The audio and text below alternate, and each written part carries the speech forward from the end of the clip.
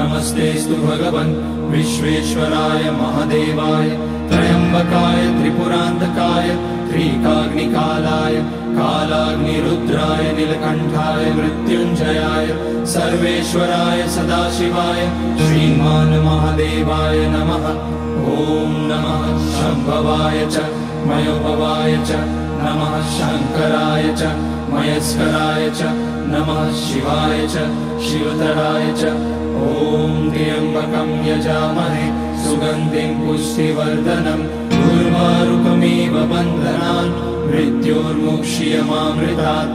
नागेन्द्रहाराय त्रिलोचनाय भस्माकराय महेश्वराय नित्याय शुद्धाय दिगम्बराय तस्मै नकाराय नमः शिवाय। मन्दाकिनी सलिलचन्दन चर्चिताय नन्दीश्वर प्रमथनाथ महेश्वराय